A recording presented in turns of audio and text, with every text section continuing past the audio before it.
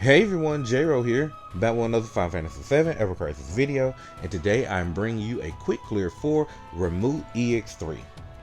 Alright, so before we get into it, if you could please go ahead and hit that subscribe button and click that notification bell so you can be notified when I post new videos.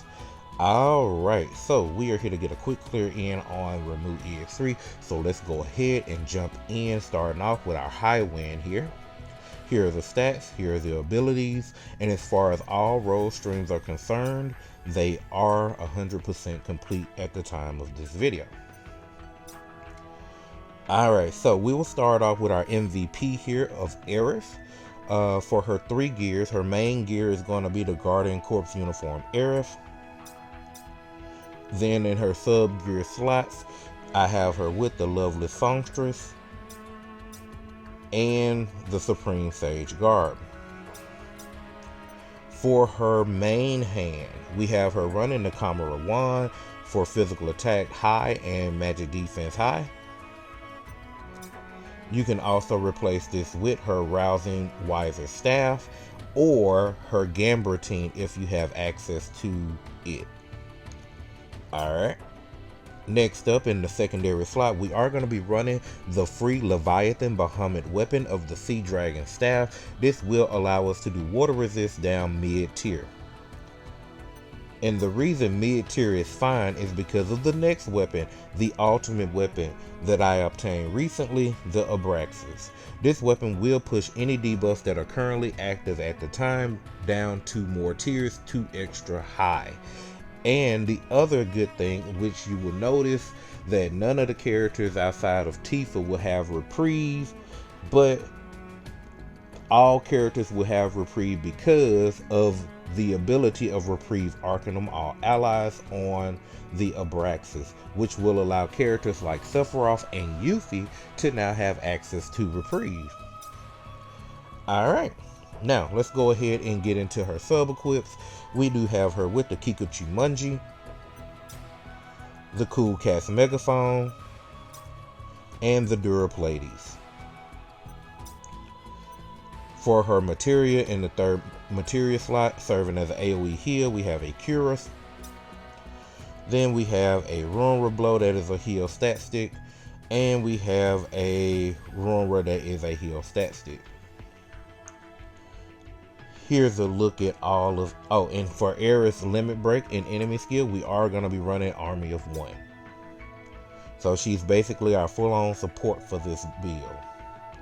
Alright, so here's a look at all of her R abilities. Take a pause on those if you need to. Looking at her stats, they come out to be HP 38.3k, physical attack is 11.7k, magic defense is 383, heal is 5.4k. Alright, so let's go ahead and jump into our DPS here, one of the two. This is basically our secondary DPS in Tifa. So let's go ahead and jump in, starting with her 3 gears. Her main gear will be the Battle Ensemble, which will allow her to be able to cast for her exploit weakness. In her sub gear slots, we do have her running the AC style. And we have her running her Shining Spirit Beachwear. So she doesn't have access to reprieve outside of the Abraxas. Alright, now looking at her main hand, we are running the Shining Gloves. This is her physical water DPSing weapon that also lowers physical and magic attack down. Next up, we do have her running the Leather Combat Gloves. This will allow her to inflict Enfeeble on Ramuh and also push any buffs that are currently active on the team up to the next tier, all the way up to extra high. Next up, she will be running her Premium Heart Ultimate Weapon for 3 casts of haste.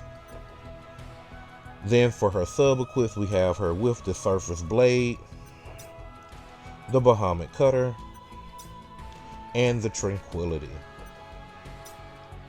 Alright, for her materia, we have 3 Water Blow, Water Potency materias. Alright, and for her summon, we will have her running the Tidal Flare. So here's a look at all of her R abilities. You can take a pause on those if you need to. Now, looking at her stats, they come out to be HP 28k, physical attack is 19.5k, magic defense is 362. Alright, now let's go ahead and get into our main DPS here. We have Sephiroth. He is running for his gears, the Knight of Etro as his main gear. For his sub gears, we have him running the Egger's attire and the Niant jacket. In the main hand, we have him running the Overture, which will be his physical water DPS and weapon that also causes physical defense down and also gives the team water damage up. Next up will be his Blade of the Worthy, which will allow him to do exploit weakness for himself. Then after that, we have the Genji Blade ultimate weapon that could push his physical attack and magic attack up to extra high. On his sub equips, we have him running the Bird of Prey, the Strength Slasher, and the Bahamut Greatsword. For his 3 materia, they're all water potency based water blows.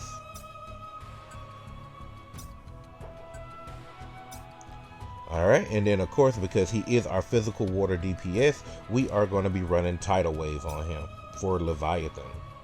Alright, here's a look at all of his R abilities. You can take a pause on those if you need to, and also the party-wide R abilities if you need to pause and take a look at those as well. So his stats come out to be HP 25.4k, physical attack is 20.4k, magic defense is 331. Oh, and I didn't go over the Memoria, so let's go ahead and jump into the Memoria right quick. I am going to be using the Memoria of Bahamut Sand. This is going to give us the max ATB increase and physical magical potency up versus a summon. And this is a more physical based Memoria with magic defense, okay? Alright, and all of that already contributed into the stats that you've heard for all of the characters so far. Alright. So, without further ado, let's go ahead and jump in and get this quick clear in against Ramuh EX3.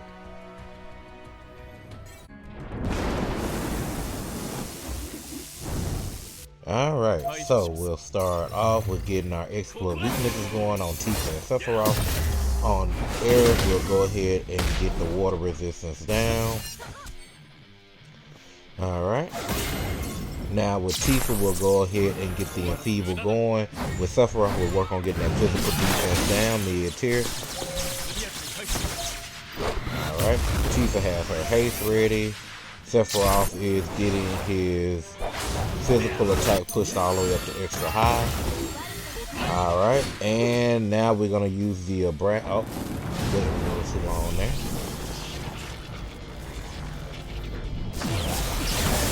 Alright, as you can see, we all survived the Judgment Bolt with no issues because of the reprieve from Abraxas. And speaking of Abraxas, we're going to use it here after Army of 1 to go ahead and push the debuff on Ramuh down to extra high.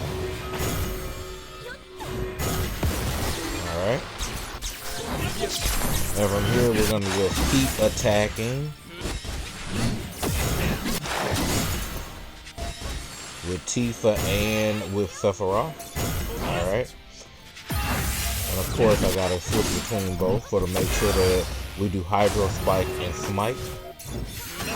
Alright, we do have our summon charged up and ready to go, so we'll go ahead and get Army of 1, Tidal Flare, and Tidal Wave going.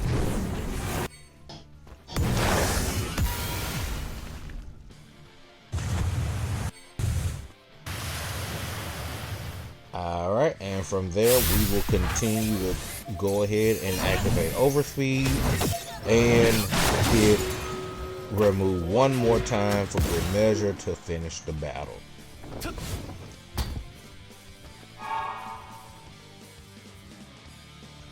Alright, and there you have it. That is how we take down Ramuh EX3. Alright, so let's go ahead and take a look at some of the match stats real quick. Alright, so we had a one hit max of 18 million damage and then battle time of 1 minute and 3 seconds. Not bad at all. It was pretty good.